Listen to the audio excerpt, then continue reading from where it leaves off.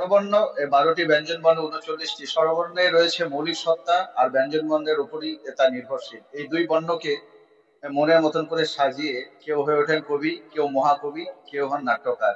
নমস্কার, আপনাদেরকে অভিনন্দন। আমার আমি অনেক লিখেছি, মানে ছোট থেকেই লেখালেখির প্রতি আমার খুব ঝোঁক। অনেক জয়েন্টলি লিখেছি, কিন্তু এই প্রথম প্রথম আমার মানে নিজের লেখা, নিজের স্বরচিত বই সৃষ্টির সংকলন। এবার সৃষ্টির সংকলন নামটা কেন হলো এটা যদি বলেন, তাহলে আমি বলবো যে দ্রষ্টার দৃষ্টি ব্যতীত সৃষ্টি করা অসম্ভব। তাই দৃষ্টির শক্তি অর্জনের জন্য প্রয়োজন আধ্যাত্মিক শক্তি। অনবদ্য, এক কথায় অনবদ্য।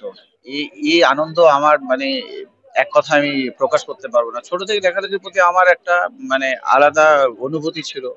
লিখি আমি। আমি রাস্তায় যেতে যেতে কিছু মনে পড়লো, একটা ওয়ার্ড বা একটা প্রাকৃতিক সৌন্দর্য দেখলাম, সেটা থেকেই সেটা নোট করে রাখি, এবং পরবর্তীকালে যখন সময় পাই সেটা থেকেই মানে শুরু করি। 2 লাইন, 4 লাইন, 8 লাইন, 10 লাইন করে শুরু হয়। খাতা কলমের আগে সবার আগে যেটা দরকার সেটা মন আর দৃষ্টি। দৃষ্টি দিয়ে শুরু হয় সৃষ্টি। দৃষ্টি যদি আপনার থাকে তাহলে খাতা কলমটা অনেক পরে আসে। ধরুন আমি তো এই বইটা বের করার আগে, খাতা কলম লেখার আগে, সেই ভাবটা তো আমি উম, আমার মনের মধ্যে এসেছিল।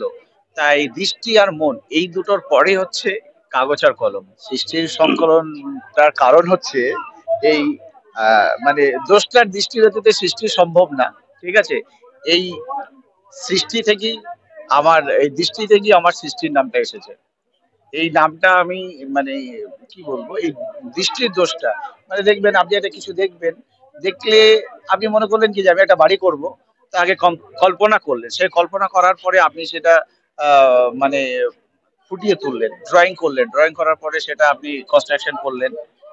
তাহলে দৃষ্টি থেকে সৃষ্টি। আমি পাঠকদেরকে বলবো কি, আমার বইটা পড়ুন। এখানে 24টি ভিন্ন স্বাদের গল্প আছে, রোমাঞ্চকর গল্পগুলো আছে, প্রত্যেকের খুব ভালো লাগবে।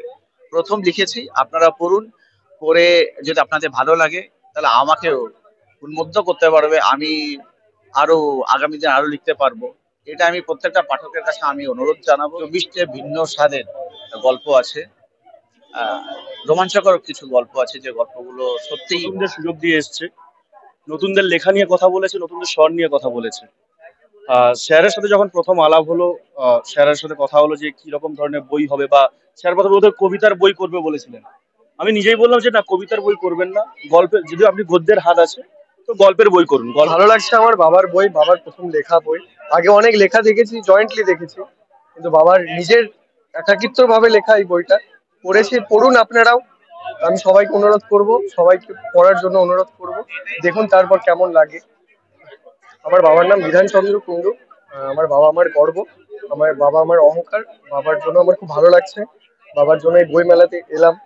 বাবার প্রথম লেখা এই বই প্রকাশনী হলো, আমার খুবই ভালো লাগছে। আপনারাও পড়ুন, আমিও পড়েছি, খুবই ভালো লাগছে।